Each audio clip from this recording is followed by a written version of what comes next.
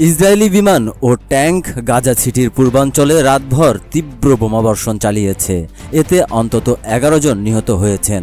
১২ই August মঙ্গলবার প্রত্যক্ষদর্শী ও চিকিৎসকদের বরাত দিয়ে বার্তা সংস্থা রয়টার্স এ তথ্য জানিয়েছে। এদিকে যুক্তরাষ্ট্র সমর্থিত যুদ্ধবিরতি আলোচনায় নতুন গতি আনতে হামাসের নেতা খালিল আল হায়া কায়রোতে পৌঁছেছেন। গত জুলাইয়ের শেষ দিকে কাতারে অনুষ্ঠিত সর্বশেষ পরোক্ষ আলোচনাও অচল অবস্থায় শেষ হয়। ইসরায়েল ও হামাস দুপক্ষই ৬০ দিনের যুদ্ধবিরতি ও জিম্মি বিনিময় প্রস্তাবে অগ্রগতির অভাবের জন্য একে অপরকে দায়ী করে। এরপর থেকে ইসরায়েল ঘোষণা করেছে তারা নতুন করে গাজা সিটিতে অভিযান চালাবে এবং পুরোপুরি নিয়ন্ত্রণ নেবে।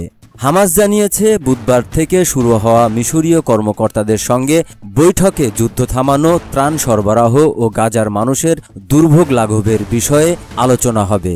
ইসরায়েলি প্রধানমন্ত্রী বেনিয়ামিন নেতাহুর গাজায় সামরিক নিয়ন্ত্রণ বাড়ানোর পরিকল্পনা আন্তর্জাতিক মহলে তীব্র সমালোচনা কুড়িয়েছে।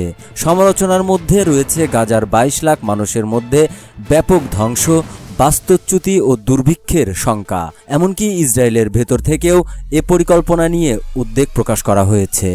সেনাপ্রধান সতর্ক করে বলেছেন এতে জীবিত জিম্মিদের জীবন ঝুঁকিতে পড়তে পারে এবং ইসরায়েলি সেনাদের জন্য তা মৃত্যু ফাঁদে পরিণত হতে পারে।